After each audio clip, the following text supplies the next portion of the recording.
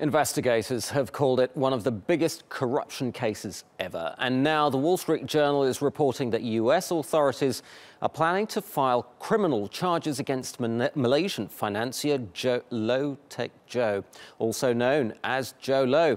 He's been called a key person of interest in the money laundering investigation into Malaysian State Investment Fund 1MDB. The scandal revolves around accusations that Low helped siphon off billions of dollars from the fund, which was founded by Malaysian Prime Minister Najib Razak in 2009. The fund has lost nearly $12 billion due to bad administration. Najib has been accused of receiving more than $1 billion into offshore accounts.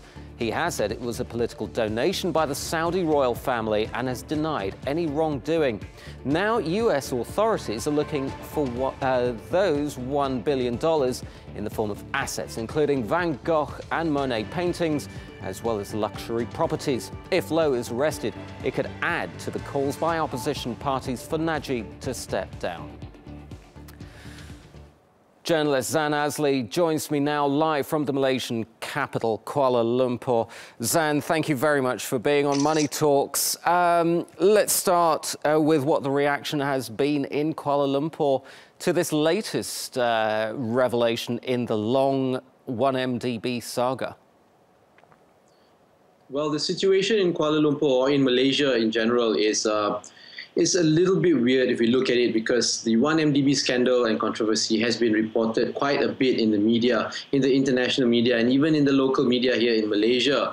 Now, the fact that it has been reported so long, and if we look at Malaysia itself, locally, no action has been taken, investigations has been done. The Malaysian authorities have actually cleared the Prime Minister Najib Razak of any wrongdoing, saying that the money was actually legal donations that were obtained.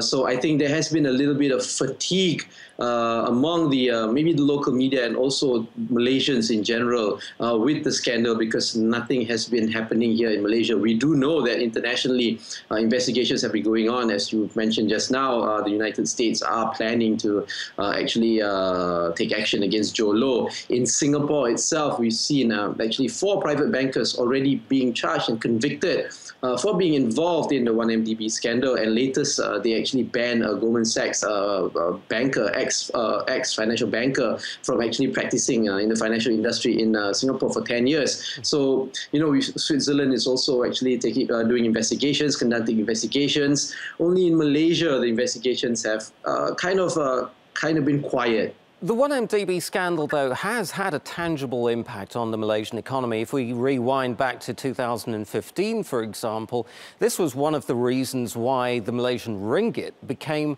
one of the world's worst performing emerging market currencies. What has been the long-term impact on the Malaysian economy of this scandal?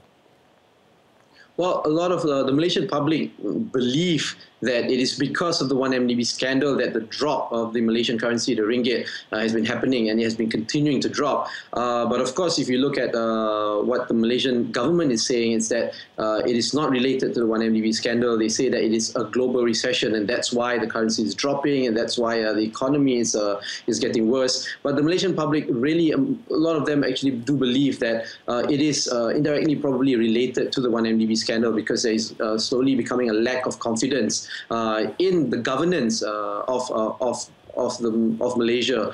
And yes, I think it will have a long-term impact in the economy of Malaysia. We'll just have to wait and see how the Malaysian government actually handles it, how long they can actually keep the public at bay in trying to maintain confidence that the economy will improve and that it's not related to the 1MDB scandal.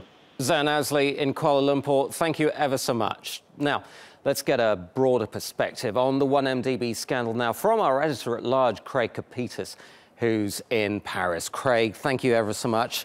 As always, let's start by looking at the jurisdictions where the 1MDB issue is being investigated. They include the US and Singapore and several others. How could these foreign governments work together to bring about criminal action against people like Joe Low? Well, the investigation was triggered by the U.S. using a topic we've discussed frequently on money talks, and that's the extraterritorial enforcement of U.S. law in any event that involves a U.S. bank or U.S. dollars. Now, in this instance, the U.S. Justice Department has been fortunate because the Singaporean judiciary and government is collaborating with them on an investigation and possibly a prosecution. So that's the dynamic of it. What's curious here is that the Malaysians, as our previous guest pointed out, have essentially circled the wagons. In Malaysia, Jolo would appear to be clean, and certainly the Prime Minister would appear to be clean in all of this based on what the government has done so far. So Jolo's exposure is not in Malaysia. It's in other venues where U.S. dollars and U.S. banks, and perhaps Singaporean currency as well, was spent. Craig, you've written extensively about corruption, including people like Mark Rich, the founder of the company that eventually became Glencore. What parallels do you see between the 1MDB scandal and some of these other scandals that you've written about? Well, you know, Jolo, who's only 35, he believes he's a master of the universe, like Mark Rich. In fact, he cites Mark Rich as his inspiration. This is a young man who has delusions of grandeur that only money can afford. And what is going on here is that he's being empowered by the Malaysian government. There's no doubt about that.